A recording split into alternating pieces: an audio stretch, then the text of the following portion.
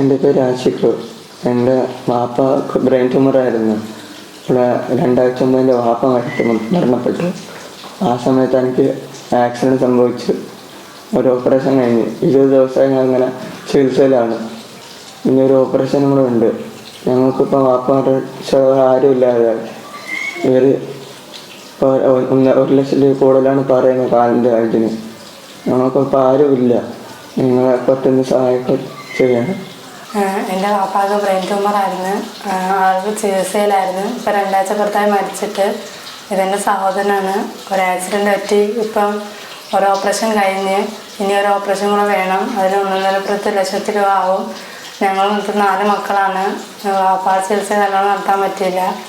പിന്നെ ഇവൻ്റെ ആരും നല്ലോണം ആക്കണം. തീരെ നിവൃത്തിയില്ല. നിങ്ങളെ കൊണ്ട് പറ്റുന്നത് സഹായിക്കണം. ഇത് എൻ്റെ ഉമ്മയുടെ അനിയത്തിയുടെ മോനാണ്. എനിക്കൊരു ആക്സിഡൻറ്റിൽ ഇങ്ങനെ സംഭവിച്ചതാണ്.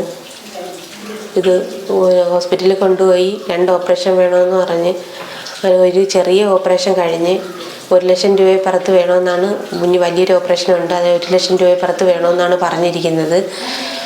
ആദ്യത്തെ ഓപ്പറേഷൻ ചെറിയ സാമ്പത്തിക ബുദ്ധിമുട്ട് കൊണ്ട് മെമ്പർ എല്ലാവരെയും സഹായിച്ച് ആ ഓപ്പറേഷൻ കഴിഞ്ഞതാണ്. ഇനി ഈ കുടുംബത്തിലെ ആകെ പ്രതീക്ഷ ഇവനാണ്.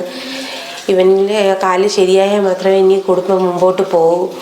ഭയങ്കര സാമ്പത്തിക ബുദ്ധിമുട്ടാണ്. ഇവിടെ പിന്നെയുള്ളൊരു പെങ്കൊച്ചാണ്. ജോലിയൊന്നുമില്ല ആർക്കും, ഉമ്മാക്കും മക്കൾക്കും ഒന്നും ജോലിയൊന്നുമില്ല. അന്നന്ന് കഴിയാൻ തന്നെ ബുദ്ധിമുട്ടിയാണ് അവർ കഴിയുന്നത്.